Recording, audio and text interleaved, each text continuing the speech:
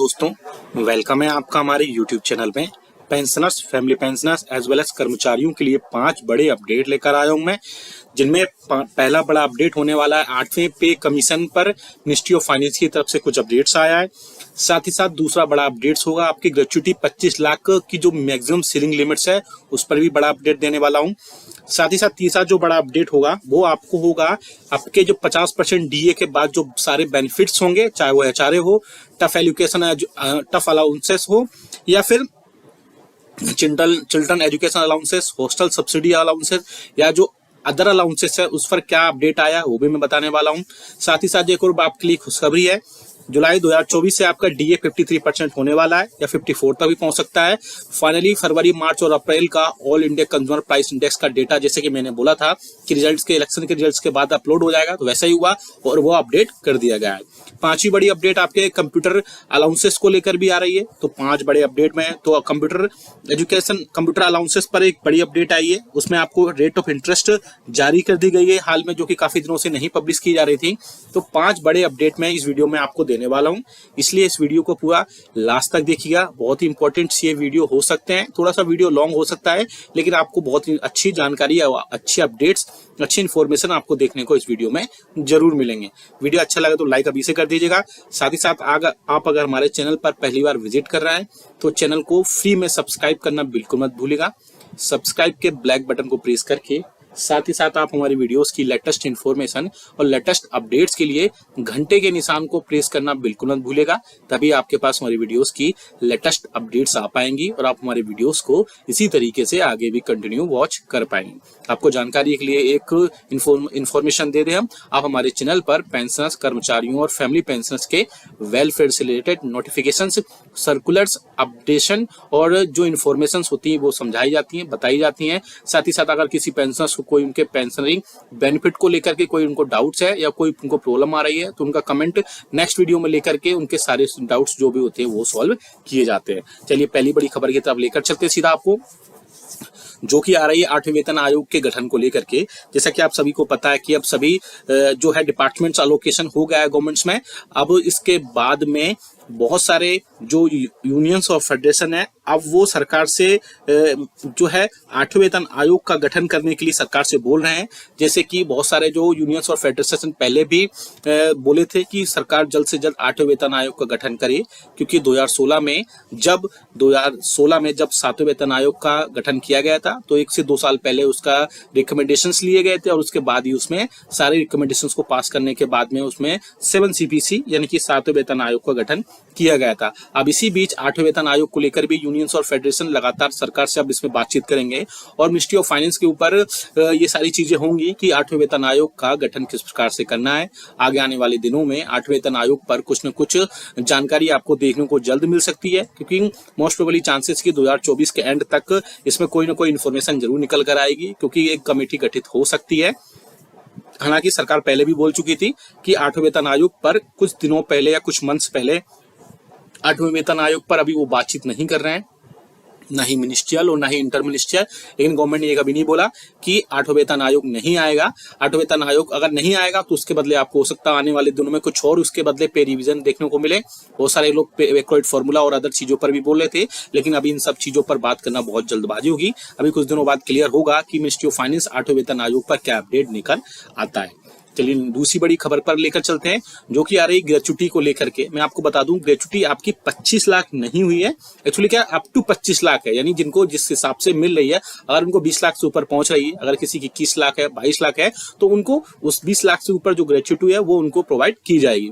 ये 25 lakh up to है, यानी कि आपको मैक्सिमम सीलिंग लिमिट जो है ग्रेच्युटी की 25 लाख है। इसलिए जो पेंशनर्स को भी मुझे कमेंट्स किए जा रहे थे कि पेंशनर्स को 25 लाख नहीं मिल रहा है ग्रेच्युटी में, किसी को 21 मिल रहा है, किसी को 22 मिल रहा है, तो जितनी साल की आपकी ग्रेच्युटी बनती है या जितने पैसे जितने रुपए आपकी ग्रेच्युटी बनती है, 20 लाख से अगर नीचे है तो 20 लाख ही भी आपको मिलेगी, और 20 लाख के ऊपर जितनी बनेगी, सपोज किसी की 21 है, 22 है, 23, 24 है, अगर किसी की 25 लाख है तो उसको 25 लाख तक ग्रेच्युटी उसको प्रोवाइड कराई जाएगी। हर पेंशनर्स को 25 लाख रुपए नहीं बनती है, ग्रेच्युटी आपकी सर्विस पर डिपेंड करती है, जितनी आपकी सर्विस होती है उसी के हिसाब से आपको ग्रेच्युटी गवर्नमेंट वहां पर प्रोवाइड कराई जाती है, जिसकी सीलिंग लिमिट अब डीए 50% होने के बाद में अब 25 लाख कर दी गई है, जिसकी सीलिंग लिमिट अब प्रेजेंट में है। अब आप सभी को पता है कि जुलाई 2024 का डीए जो है 50 डीए के जो फरवरी, मार्च और अप्रैल का all India consumer price index का जो डेटा था वो जारी नहीं किया जा रहा था। मैंने आपको पहले भी बताया था कि आपको परेशान या पैनिक होने की जरूरत नहीं है।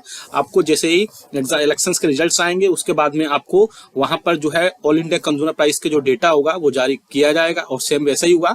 फरवरी, मार्च और अप्रैल मंथ का all India consumer price index का डेटा जो था वो रिलीज कर दिया गया है। अब आपका जुलाई 2024 का जैसे डीए और डीआर में बढ़ोतरी होती है वैसे ही बढ़ोतरी होगी। हालांकि मैंने ये पहले ही बता दिया था कि आपका डीए नहीं रुकेगा, लेकिन फिर भी बहुत सारे चैनल्स और यूट्यूब्स में ये सारी चीजें रूमर्स चल रहे थे कि अब आपका डीए मर्ज हो जाएगा या फिर डीए आपको और भी चीजें, कई सारी चीजें इनमें अपडेट हो जाएंगी। लेकिन मैंने पहले ही बोला था कि अभी डीए की जो all India consumer price index का डेटा वो नहीं जारी किया जा रहा है, लेकिन इसका मतलब ये नहीं है कि जब आगे भी पब्लिश नहीं किया जाएगा। और सेम वैसा ही हुआ है, और all India consumer price index का डेटा जारी कर दिया गया है, और जारी करने के बाद में अब आपका जुलाई 2024 का जो डीए और डीआर होगा वो मोस्ट प्रोबेबली चांसेस है कि 53% तक जाए, क्योंकि डीए में के जो आंकड़े थे उनमें बहुत ज्यादा बढ़ोतरी नहीं हो पाई है। जैसे पिछले समय से बढ़ोतरी हो रही थी, पिछले समय से पिछले 2 साल से करीब 4% तक आपका डीए और डीआर में हर 6 मंथ में बढ़ोतरी हो रही थी। लेकिन इस बार का जो डीए और डीआर का oil India consumer price index का डेटा निकल कर आया है उसमें इतनी ज्यादा बढ़ोतरी नहीं देखने को मिल रही है। मोस्ट प्रोबेबली चांसेस है 53% तक इसको प्रोवाइड कराया जाएगा। लेकिन अगर डेटा में बहुत ज्यादा अनएक्सपेक्टेड बढ़ोतरी होती है तो 54% तक पहुंच जाएगा, लेकिन अकॉर्डिंग टू मी 53% तक आपका डीए और डीआर इस बार रह सकता है। अब बात करते हैं कि 50% जब अब डीए और डीआर जब अनाउंस हो चुका है, 50% के पार जब डीए जा चुका है, तो अब जो है बहुत सारे जो अदर बेनिफिट्स थे, बहुत सारे मिनिस्ट्रीज और डिपार्टमेंट्स में हाउस रेंट अलाउंसेस था, टफ एजुकेशन अलाउंसेस थे, चिल्ड्रन सब्सिडी अलाउंसेस थे, हॉस्टल सब्सिडी अलाउंसेस थे। बहुत सारी जगहों पर ये प्रोवाइड अभी नहीं कराए जा रहे थे। लेकिन अब जब all India consumer price index का जब डेटा जारी कर दिया गया है तो जो भी पेंशनर्स और कर्मचारियों के जो उनके बेनिफिट्स थे, चाहे वो एचआरए हो, चाहे टफ एजुकेशन अलाउंसेस हो, हॉस्टल सब्सिडी अलाउंसेस हो, चिल्ड्रन एजुकेशन अलाउंसेस हो, ये सभी अब प्रोवाइड करा दिए जाएंगे। हालांकि एचआरए को छोड़ करके मुझे लगता है कि बाकी सब डिपार्टमेंट्स ने बाकी सारे जितने भी बेनिफिट्स थे वो प्रोवाइड करा दिए थे। एचआरए भी अब धीरे धीरे आपको बढ़ के मिलने लगेगा, और बाकी जो भी जितने भी अपडेट्स होंगे 50% के बाद में जितने भी पेंशनरी या कर्मचारियों के बेनिफिट्स होंगे वो सारे आपको जल्द से जल्द देखने को मिलेंगे। मोस्ट प्रोबेबली चांसेस है कि इस मंथ के एंडिंग तक आपको जितने भी बड़े हुए 50% के बाद में जो भी अलाउंसेस आपके चेंजेस हुए हैं उन सब में आपको जल्द से जल्द बढ़ी हुई रेट्स पर आपकी सारे अपडेट्स मिलेंगे, चाहे एचआरए हो, क्योंकि एचआरए जो है वो सिटीज के हिसाब से एक्स वाई और जेड सिटीज के हिसाब से 1%, 3%, सॉरी 2% और 1%, यानी कि 8, 16 और 24 के बाद में अब 9, 18, 27 के बाद में अब 10, 20 और 30% एचआरए बढ़ जाएगा, जिससे कर्मचारियों को काफी ज्यादा बेनिफिट इसमें मिलेगा। आप हमें कमेंट करके जरूर बताएगा कि आपके हिसाब से 8वें वेतन आयोग पर क्या आपकी राय है। साथ ही साथ आपको अगर 50% डीए के बाद में कितने, आपको क्या लगता है कि जुलाई 2024 में कितने प्रतिशत तक डीए और डीआर बढ़ेगा, आप हमें कमेंट करके वो भी बताएगा। या फिर आपको कोई प्रॉब्लम है पेंशनरी बेनिफिट को लेकर के, इवन कर्मचारियों को भी, तो आप हमें कमेंट बॉक्स में कमेंट जरूर लिखिएगा। हम आपको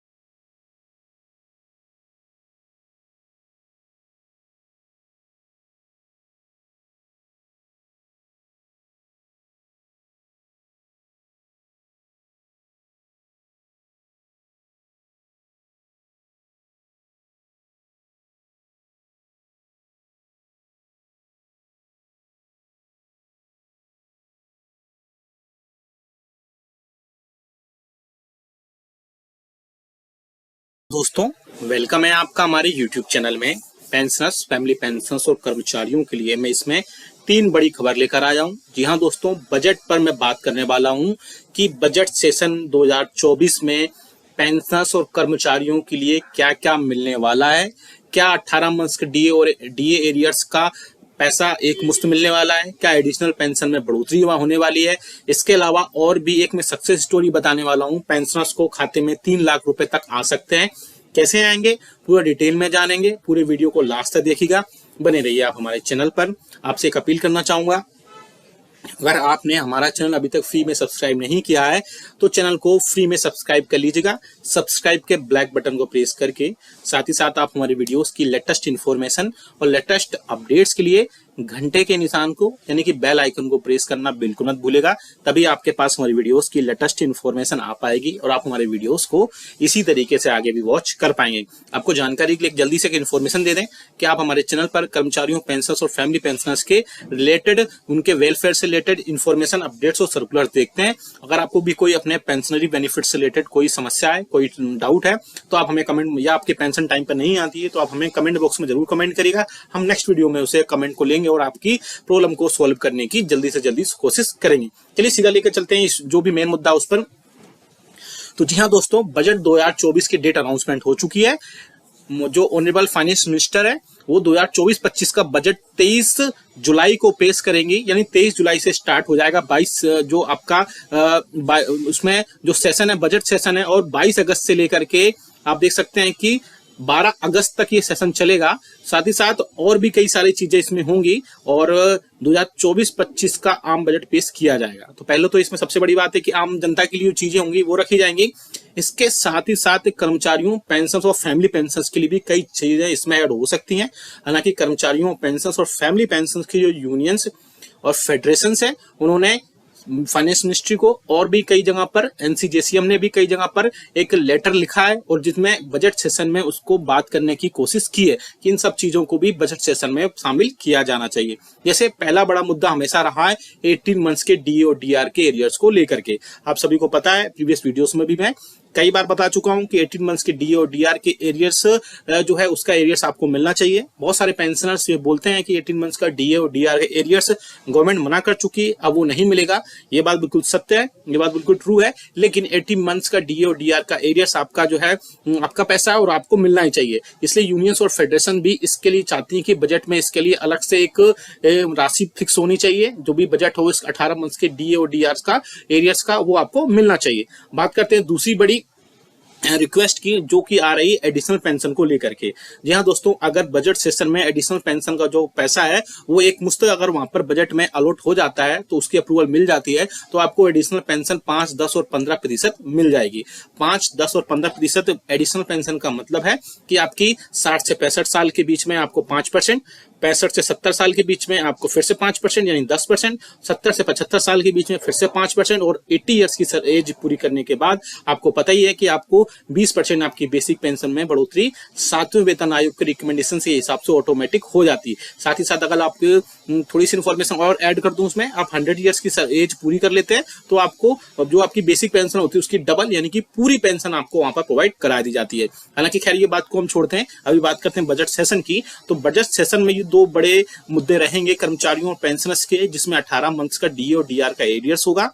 साथ ही साथ एडिशनल पेंशन में बढ़ोतरी है, जितनी 5, 10 और 15% की बढ़ोतरी है उसके लिए क्या देखते हैं कि बहुत सारे यूनियंस और फेडरेशन ने सरकार को लेटर भी लिखा है और इसमें बोला है कि बजट सेशन में इनको शामिल किया जाए और बजट में इनकी राशि को वहां पर बजट अलॉटेड किया जाए। अगर आप भी चाहते हैं कि बजट में इनकी राशि अलॉटेड हो और ये आपको 18 मंथ्स का डीए और डीआर का एरियर्स हो तो जो और एडिशनल पेंशन जो आपकी है 5, 10 और 15% वो आपको मिले, तो जितना हो सके इस वीडियो को लाइक करिए और जितना हो सके इस वीडियो को शेयर करिए, सबके पास ये वीडियो पहुंचाइए और जिससे आपको आपका 18 मंथ्स के डीए डीआर एरियर्स और एडिशनल पेंशन में वृद्धि हो सके, क्योंकि ये दोनों ही आपको मिलने चाहिए। और बाकी पेंशनर्स भी बहुत सारी चीजें इसमें बोलते हैं, उसमें भी उन सब चीजें ऐड होनी चाहिए। अब बात करते हैं एक ऐसे पेंशनर्स की जिन्होंने अपनी डिसेबिलिटी पेंशन से 5 साल बाद 3,53,000 रुपए ली, और बाद में उन्होंने क्या क्या उन्होंने स्टेप्स उठाए या कहाँ कहाँ उन्होंने कंप्लेंट्स की, इसमें हम उनकी सक्सेस स्टोरी जानेंगे।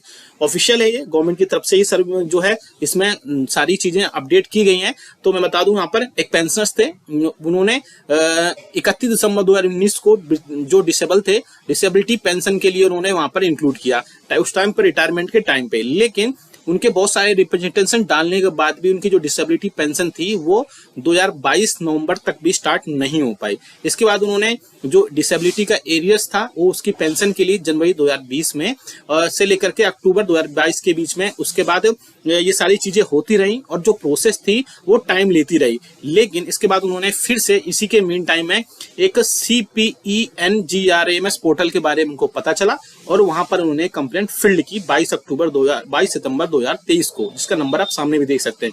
इसके बाद वो जो केस था, जो कंप्लेंट फिल्ड की गई थी, उसको आगे कंसर्न ऑफिस को यानी कि PCDA को फॉरवर्ड वहां से कर दी गई। इसके बाद उनके जो केस था उसको प्रोसेस किया गया और कॉम्पिटेंट अथॉरिटी के पास में वहां पर भेजा गया। इसी के मीन टाइम में जो केस था, जो वहां पर फाइल्ड कंप्लेंट की गई थी, वो सीनियर्स ऑफिसर्स की मीटिंग में यानी कि SOM की मीटिंग में DOPPW के पास पहुंचा, यानी department of pension pension welfare के जो सीनियर्स ऑफिसर्स की मीटिंग होती है, जिसे SOM भी बोलते हैं। वहां पर जो डायरेक्टरेट दिया गया, जो सेक्रेटरी पेंशन थे, उन्होंने बोला इस पर जल्द से जल्द काम करनी चाहिए। PCDO को उन्होंने जल्द से जल्द बोला। इसके बाद PCDA ने बिल्कुल इमीडिएट वहां पर उस केस को सैंक्शनड किया, उसका एरियर्स 3,53,000 रुपए उनके फाइनल जो उनके डिसेबिलिटी पेंशन के थे वो उनके खाते में आए 29 जनवरी 2024 को। ये पूरा केस था वो 30 जनवरी 2024 को फाइनली उनके अकाउंट को क्लोज कर दिया गया, जो कंप्लेंट उन्होंने फाइल की थी, और उनके अकाउंट में जितने भी एरियर्स बनते थे विद एरियर्स के साथ में उनके सारे पैसे उनको खाते में क्रेडिट किए गए। तो फिर मैं आपको बता दूं, अगर आप अवेयर हैं, अगर आप जागरूक हैं और आप कंप्लेंट वगैरह करना जानते हैं, आप सारी चीजें ऐड करना जानते हैं, तो आपको आपकी जो पेंशनरी बेनिफिट है, चाहे वो एरियर्स हो पेंशन का, डिसेबिलिटी एरियर्स हो, डिसेबिलिटी पेंशन हो, या आप किसी भी टाइप की कोई पेंशन बेनिफिट से रिलेटेड चीजें हो, वो आपको जरूर वहां पर मिलेंगी। अगर आप भी चाहते हैं कि कंप्लेंट कहाँ और कैसे करनी होती है, क्या उसका प्रोसीजर होता है, तो हम उस पर एक डिटेल्ड वीडियो बना देंगे। आप बस कमेंट बॉक्स में यस लिख दीजिएगा। अगर उसमें 50 कमेंट भी आ जाएंगे, यानी 50 कमेंट्स भी आ जाएंगे यस के, तो मैं नेक्स्ट वीडियो उसको लेकर के आ जाऊंगा और पूरा मैं कंप्लेंट स्टेप बाय स्टेप बताऊंगा कि आपको कैसे से उसमें रजिस्टर्ड करना है, कैसे साइन अप करना है, क्या क्या चीजें फिल करनी है और कैसे उस प्रोसेस को फॉलो करना है। साथ ही साथ उस प्रोसेस को फॉलो करने के बाद क्या क्या स्टेप्स को, जरूरी चीजों का ध्यान रखना है। तो ये बड़ी चीजें हैं जो आपको कंप्लेंट करने के बाद ध्यान रखनी होती है, और आपके रियल में आप उस पेंशन के हकदार हैं तो आपको वो पेंशन और उसके जो एरियर्स होते हैं वो जल्द से जल्द वहां पर प्रोवाइड कराए जाते हैं। तो ऐसे में पेंशन के लिए बहुत बड़ी सहूलियत है कि CPENGRAMS पर कंप्लेंट कर सकते हैं पोर्टल पर, और वहां पर जाकर के जो कंप्लेंट है उसको ध्यान में रख करके सारी चीजों को ऐड कर सकते हैं। जैसे हम बात कर सकते हैं फिर से जो बजट सेशन होने वाला है, बजट सेशन को लेकर के फिर से चर्चाएं गर्म है, और चर्चाओं में ये सारी चीजें होने वाली हैं कि क्या फिर से 18 मंथ्स के DA और DR के एरियर्स आपको मिलने वाला है, क्या एडिशनल पेंशन 5, 10, 15% इन सबका जो बजट है वो सेपरेट डिसाइड होने वाला है। इस बार ये सब चीजें बजट अलॉट होने वाला है। आगे आके दिनों में बहुत ज्यादा चीजें इसमें क्लियर हो पाएंगी। ये वीडियो अच्छा लगा तो लाइक करिएगा, शेयर सभी के साथ करिएगा। ऐसी न्यूज इन्फॉर्मेशन अपडेट्स के लिए चैनल को भी फ्री में सब्सक्राइब कर लेगा। मिलते हैं आपको नेक्स्ट वीडियो में। Thank you so much. मैं आपका हमारे यूट्यूब चैनल में पेंशनर्स, कर्मचारियों as well as family pensioners के लिए मैं 4 बड़े अपडेट लेकर आया हूँ, जैसा कि सामने आप अपनी स्क्रीन पर भी देख पा रहे हैं। पहला बड़ा अपडेट है, पेंशनर्स को जुलाई मंथ में बड़ा एरियर्स मिलने वाला है। किन किन पेंशनर्स को मिलेगा, क्या है उसका प्रोसीजर, वो भी हम बताएंगे। साथ ही साथ जुलाई मंथ के DA और DR पर all India consumer price index का डेटा अभी तक नहीं आया है। मई मंथ का, जून मंथ का, उस पर क्या फर्क पड़ेगा, क्या 53% DA और DR होने के बाद DA और DR मर्ज होगा 50% होने के बाद। तीसरी सबसे बड़ी अपडेट है 80 मंथ्स के DA और DR पर भी एक बहुत बड़ी अपडेट देने वाला हूं। साथ ही साथ एक फोर्थ बड़ी अपडेट होगी, वो CGHS कार्ड होल्डर्स हैं या CGHS के जो बेनिफिशियरीज हैं उसे लेकर के भी एक बड़ी अपडेट देने वाला हूं। चारों खबरें बहुत ही इंपॉर्टेंट हैं पूरी वीडियोस को, इसलिए लास्ट तक देखिएगा। हो सकता है थोड़ा सा वीडियो लॉन्ग हो जाए, लेकिन आपके लिए इसमें बहुत सारी इन्फॉर्मेशन और अपडेट्स, बहुत ही ज्यादा जानकारी मिलेगा, जिसका डायरेक्टली असर आपकी पेंशन, सैलरी और पेंशन फैमिली पर पड़ेगा। वीडियो को पूरा लास्ट तक देखिएगा। और आपसे एक अपील करना चाहूंगा, अगर आपने हमारे चैनल को अभी तक फ्री में सब्सक्राइब नहीं किया है तो चैनल को फ्री में सब्सक्राइब जरूर कर लेना। सब्सक्राइब के ब्लैक बटन को प्रेस करके साथ ही साथ आप हमारे वीडियोस की लेटेस्ट इन्फॉर्मेशन के लिए घंटे के निशान को यानी बेल आइकन को प्रेस करना बिल्कुल मत भूलेगा। तभी आपके पास हमारी वीडियोस की लेटेस्ट अपडेट्स आ पाएगी और आप हमारे वीडियोस को इसी तरीके से आगे भी वॉच कर पाएंगे। जैसा कि आप सभी को पता है कि आप हमारे चैनल पर पेंशनर्स, फैमिली पेंशनर्स और कर्मचारियों के वेलफेयर से रिलेटेड न्यूज इन्फॉर्मेशन और अपडेट्स देखते हैं। साथ ही साथ अगर किसी पेंशनर्स को, इवन कर्मचारी को किसी उसके बेनिफिट से रिलेटेड अगर कोई डाउट है या कोई अगर समस्या है तो हमें कमेंट बॉक्स में कमेंट करें। हम नेक्स्ट वीडियो में उसकी जो भी प्रॉब्लम होगी हम उसका सोल्यूशन करने की पूरी कोशिश करेंगे। चलिए सीधा लेकर चलते हैं पहली बड़ी खबर पर। पेंशनर्स का एरियर्स जुलाई मंथ में मिल गया है। जी हाँ दोस्तों, बहुत सारे पेंशनर्स ऐसे हैं जिनको अब एंट्री पे लेवल का एरियर्स मिल चुका है। मैंने अपने प्रीवियस वीडियोस में कई बार इसका जिक्र भी किया था, कई बार मैं डिस्कस भी कर चुका हूं। एंट्री पे लेवल का जो एरियर्स है वो पेंशनर्स को अब धीरे धीरे मिलने लगा है। साथ ही साथ कई सारे पेंशनर्स को 50,000, 60,000, 1 लाख तक का एंट्री पे लेवल का जो एरियर्स है वो उनके खातों में अब पहुंचने लगा है। मैंने अपने प्रीवियस वीडियोस में मैंने बताया था कि आपको एंट्री पे लेवल का एरियर्स कैसे लेना है, किस सर्कुलर का यूज करना है, साथ ही साथ क्या क्या सपोर्टेड डॉक्यूमेंट्स आपको लगाने हैं, जिसके बाद आपको एंट्री पे लेवल का एरियर्स मिल जाएगा। उसके बाद पेंशनर से वैसा ही किया और उनको काफी हद तक अब एंट्री पे लेवल का जो एरियर्स था वो मिलना स्टार्ट हो गया है। अगर आप भी चाहते हैं कि डिटेल में हम आपको बताएं या आप प्रीवियस वीडियोस देखना चाहते हैं तो हम नेक्स्ट वीडियो में थोड़ा सा डिस्कस कर देंगे और आपको बता देंगे कि आपको एंट्री पे लेवल का एरियर्स आपको कैसे लेना है और क्या क्या चीजें उसमें अपडेट्स होंगी। अब बात करते हैं दूसरी बड़ी खबर पर। इसमें 53% अब DA/DR होने के पूरे चांसेस हैं, लेकिन अभी all India consumer price index का डेटा फिर से रुक गया है। जैसे कि फरवरी, मार्च और अप्रैल मंथ्स में all India consumer price index का डेटा नहीं पब्लिश किया गया था। उसके बाद अब मीडिया में और सोशल मीडिया में ऐसी खबरें आने लगी थी कि गवर्नमेंट DA और DR को मर्ज कर सकती है 50% के बाद में। अब फिर से, लेकिन उसके बाद गवर्नमेंट ने जैसे ही कोड ऑफ कंडक्ट वापस लिया गया उसके बाद में कर्मचारियों, पेंशनर्स और फैमिली पेंशनर्स का जो DA और DR होता है उसको फिर से अपडेट कर दिया गया और उसमें बाद फिर से अब DA/DR आने लगा, उसके डेटा पब्लिश कर दिया गया। लेकिन अब फिर से जो all India consumer price index का डेटा है वो रोक दिया गया है। तो अब फिर से ऐसी बातें होने लगी हैं कि क्या सरकार इसको मर्ज करने वाली है। साथ ही साथ कर्मचारियों, पेंशनर्स और फैमिली पेंशनर्स के जो DA और DR होगा उसमें क्या अपडेट होगा। लेकिन मैं आपको पहले ही बता देता हूं कि अभी कुछ दिन में ये चीजें क्लियर हो जाएंगी। All India consumer price index का जो डेटा है वो पब्लिश कर दिया जाएगा। साथ ही साथ कर्मचारियों का जो डेटा होगा उसमें डेटा के बेसिस पे ही आपका जुलाई मंथ का और आपका DA और DR उसमें तय किया जाएगा। मोस्ट प्रोबेबली चांसेस है 53% है। फिर भी अगर इसमें डेटा में बहुत ज्यादा चेंजेस होते हैं तो ज्यादा से ज्यादा ये 54% तक जा सकता है, इससे ऊपर ये नहीं जाएगा। अब बात करते हैं 18 मंथ्स के DA और DR पर क्या बड़ा अपडेट आया है।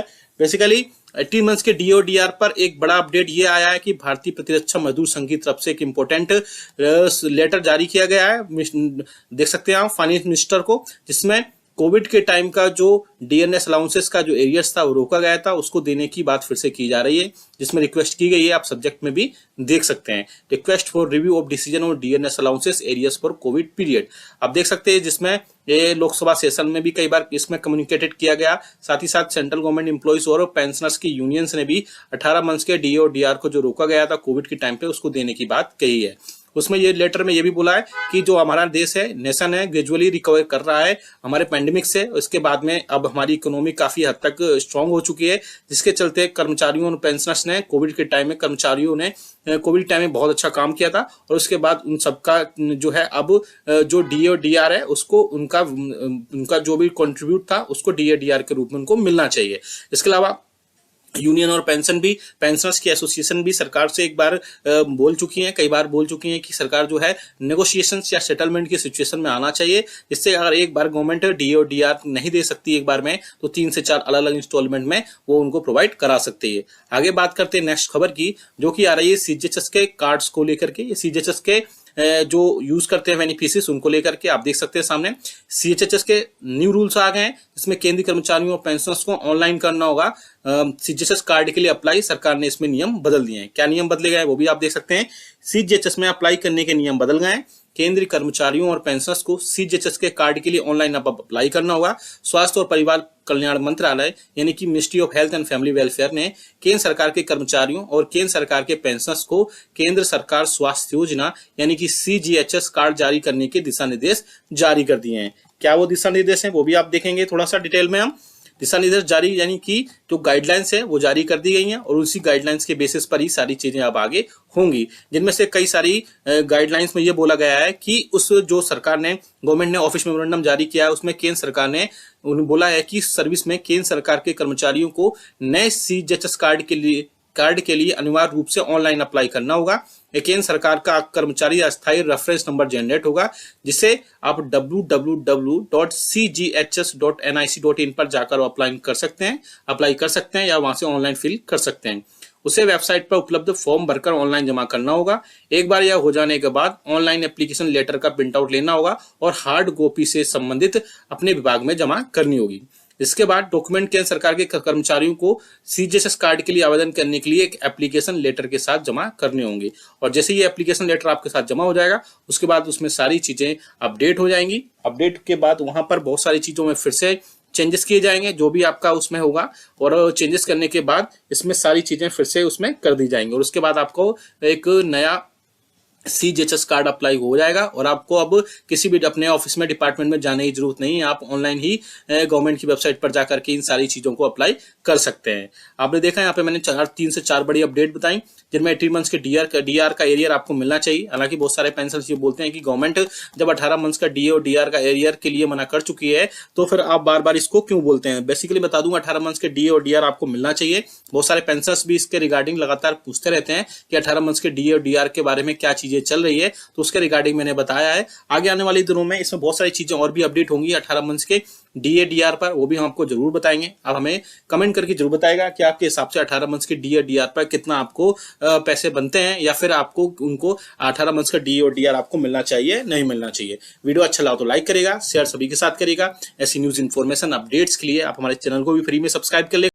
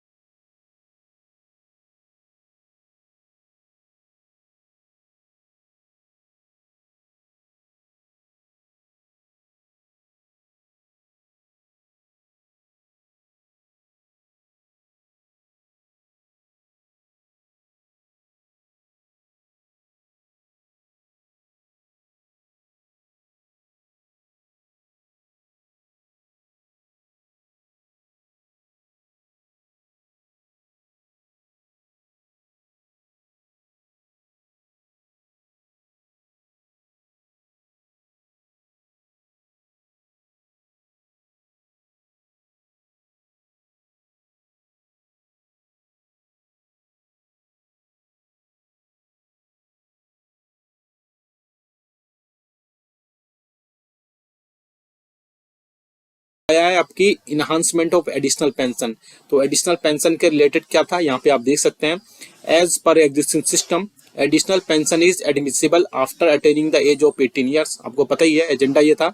It was suggested that after retirement at the age of 60 years additional 5% pension may be granted after every 5 years which will lead to 20% after attaining age of the 80 years. तो आपको यहाँ पे बोला गया कि आपको पता है कि आपकी जो 60 साल की सर्विस पूरी करने के बाद में आपको 20% का एक्स्ट्रा दिया जाता है, लेकिन और कोई दूसरे जो एज पर आप एनहांसमेंट एडिशनल पेंशन नहीं दिया था उसके रिगार्डिंग आप देख सकते हैं इसमें क्या डिसीजन लिया गया है।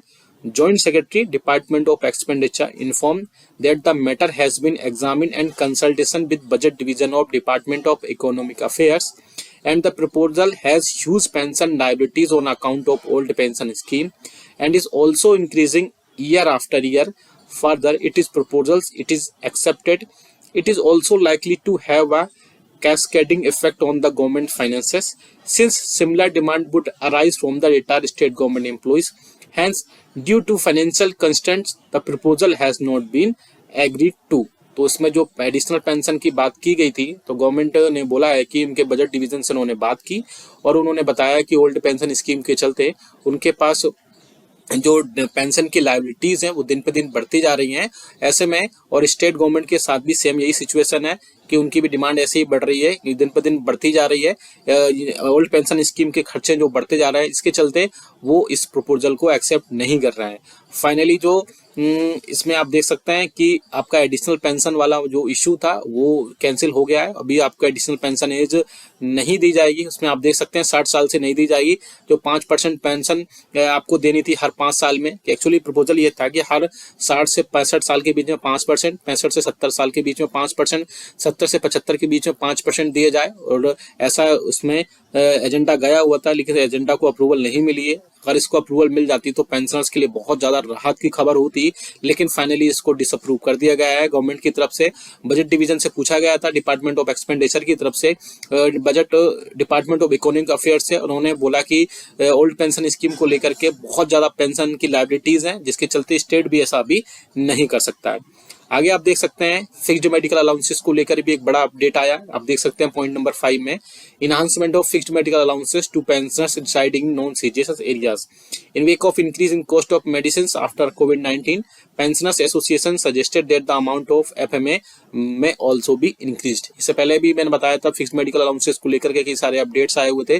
तो फिक्स्ड मेडिकल अलाउंसेस को लेकर के यहाँ पर एक बड़ा अपडेट आया हुआ है कि देख सकते हैं आप डिस्कशन क्या हुआ है यहाँ पर। It was inform that the meeting that the matter was examined in consultation with the Ministry of Health and Family Welfare, Department of Expenditure and Budget Division of Department of Economic Affairs. Department of Expenditure informed that the existing rates are based on the 7 CPC were effective from 1/7/2017, hence no further revision at this stage seems justified। तो आप देख सकते हैं कि इसमें भी मनाही हो गई है कि आपका जो 2017 से जो आपको 7 CPC के हिसाब से आपका जो फिक्स्ड मेडिकल अलाउंसेस था उसको नहीं बढ़ाया जाएगा, उसमें 1000 रुपये ही उसको किया जाएगा। उसके अलावा और भी कई सारे इसमें आप देख सकते हैं जो फिक्स्ड मेडिकल अलाउंसेस की बात की गई थी, उसमें भी अनमेरिड डॉटर्स के लिए भी फैमिली पेंशन में उसमें भी बहुत सारी चीजें आई हैं। आप देख सकते हैं इसमें क्या क्या डिसीजन, आप इसको रीड कर सकते हैं डिटेल में। चलिए नेक्स्ट की तरफ लेके चलते हैं। इसमें बहुत सारे जो इश्यूज थे आप देख सकते हैं, रेलवेज के लिए भी थे, उनके फेयर कंसेशन को लेकर भी कई सारे अपडेट हुए थे। आप इसको पॉज करके पढ़ सकते हैं, क्योंकि अगर ऐसा मैं वीडियो इसमें अपडेट करूंगा तो ये वीडियो बहुत ज़्यादा लॉन्ग हो जाएगा और आपकी चीज़ें इसमें पूरी कवर नहीं हो पाएंगी। चलिए आपकी नेक्स्ट जो बड़ी अपडेट आई उसको भी हम लेकर चलते हैं। इसमें नेक्स्ट जो अपडेट है आप देख सकते हैं सीजीएचएस के पोलनेस हॉस्पिटल्स को लेकर भी कई सारे अपडेट आए, जिनमें उनके लेके कई सारी चीज़ें बोली गई हैं। इसके अलावा सीजीएचएस के जो बेनिफिशियरीज है उनको अपना वार्ड इंटाइटलमेंट को लेकर भी कई सारे अपडेट आए, उनको भी देख सकते हैं हम क्या क्या वार्ड इंटाइटलमेंट कर सकते हैं। और सीजीएचएस के जो रेट्स हैं उनको भी लेकर के कई बार अपडेट आया है। आप देख सकते हैं कि सीजीएचएस के जो नॉन डिवीजन रेट्स हैं उनको भी आप यहाँ पर डिटेल में पढ़ सकते हैं। प्राइवेट हॉस्पिटल्स को लेकर के क्या इम्पेनमेंट को लेकर के क्या क्या चीज़ें आई हुई हैं वो भी यहाँ पे आप देख सकते हैं अपने।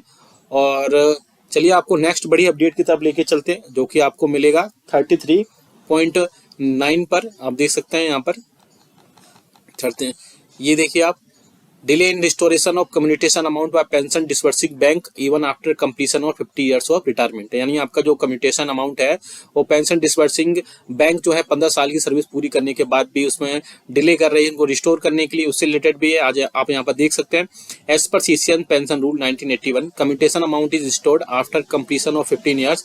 However, it is found that commutation is not restored by pension disbursing bank after 15 years. Excess commutation amount has been recovered even for more than 1 year. This is happening in respect of pensioners who have retired during 2007 to 2008 due to implementation of 6 CPC. यानी कि 2007 से 8 के बीच में जो pension retirement हुए थे 6 CPC में, उनको उनकी कम्युटेशन अभी तक नहीं मिली है। अदर एसोसिएशंस में है similar problem due to introduction of Sparsh. और ये सब जितने भी सारी प्रॉब्लम्स हुई है स्पर्श के इंट्रोडक्शन के लिए हुई है, इस इंट्रोडक्शन होने के बाद ही हुई है, यानी स्पर्श के लागू होने के बाद ही हुई है। There is no accountability for excess deduction of commutation amount. Therefore, it is requested that excess amount of recovered from pension for more than 3 months to be paid to the individual with interest, which should be recovered from the dealing officer and officials. If agreed, a letter may be kindly be issued to all PDA and departments. तो इसमें क्या आया, एक अच्छा government की तरफ से लिया गया है जिसमें आप बोल सकते हैं कई सारी चीजें बोली गई हैं। PCDA informed that issue is largely related to defense pensioners in 2020 to 2020। ये आप देख सकते हैं कि डिफेंस पेंशनर के लिए स्पेशली कई सारे अपडेट्स आए इसमें। Sparsh portal was introduced and pensioners data started migrating from bank to Sparsh. 2020 में स्पर्श बैंक से सारा स्पर्श में हुआ which was deficient. Anomalies arising out of incorrect restoration dates of commutation in cases migrated from bank to SPERS were taken up with the concerned bank for providing correct set of dates, start date and restoration date. Out of 7.22 lakh cases received from SBI, restoration dates have already been updated in the respect of 6 lakh cases, while 1.22 cases are under analyzing। अब देख सकते हैं कि 7.22 lakh cases थे जिसमें 1.22 lakh cases अभी analysis पर है, बाकी सब हो चुके हैं।